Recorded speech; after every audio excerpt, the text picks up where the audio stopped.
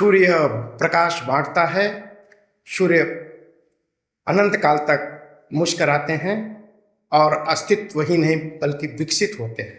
हवा वायु वायु बांट रही है, लोगों को जीवन दे रही है, तो वायु निःशुल्क बांट रही है और वायु लोगों को आनंद दे रही है, खुद भी आनंदित हो रहे हैं। नदियाँ बारिश की पानी बांट रही हैं। नदियाँ निरंतर अस्तित्व, हजारों वर्षों से अस्तित्व है, आगे भी रहेगा क्योंकि वो बांट रहे हैं। पेड़ फल बांट रहे हैं, ऑक्सीजन बांट रहे हैं, फूल पत्तियाँ बांट रहे हैं, इसलिए उनका हजारों वर्षों से अस्तित्व ही नहीं बल्कि विकसित हो रहे हैं।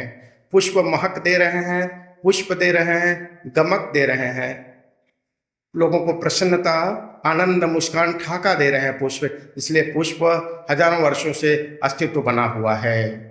जो पेड़ फल नहीं देते वो टूट जाते हैं, कट जाते हैं, गिर जाते हैं।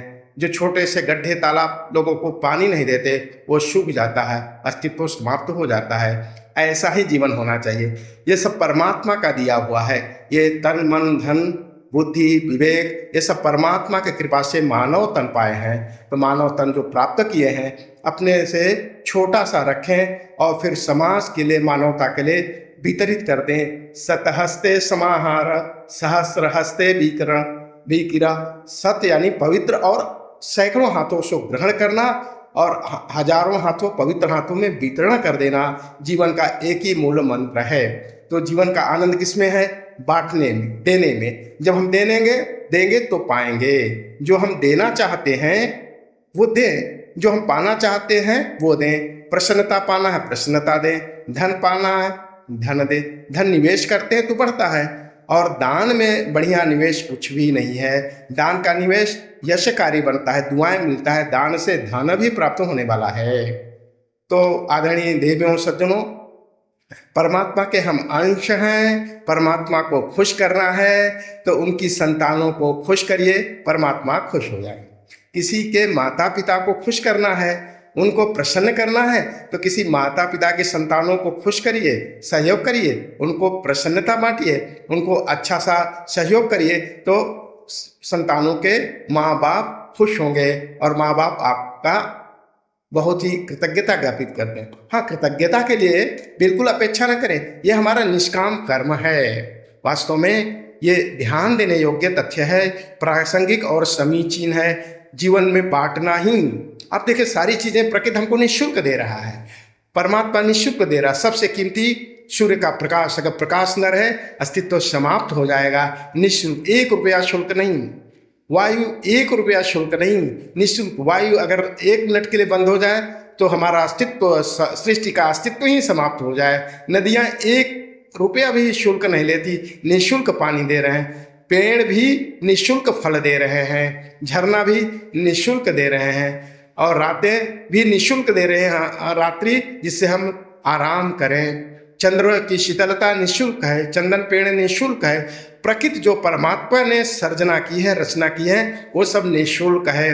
बस व्यक्ति जो रचना कर रहा है उसका शुल्क ले अच्छी चीज है, लेकिन एक सीमा तक ही ले।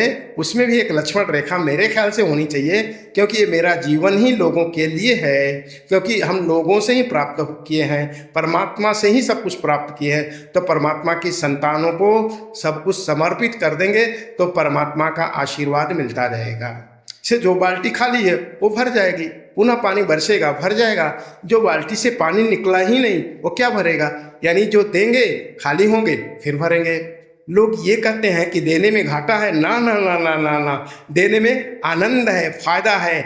जब आप देखिए पेड़ से जब फल टूटते हैं तो पेड़ और फलदार हो जाता है। नदियों से पानी बहती है और नदियाँ और शक्तिशाली होती है।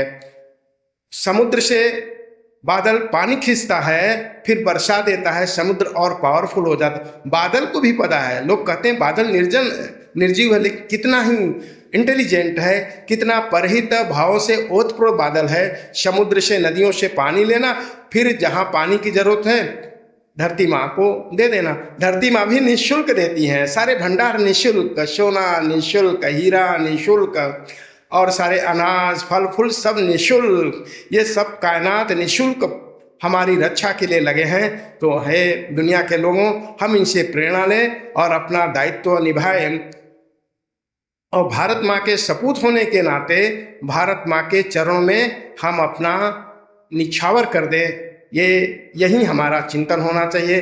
राधे राधे।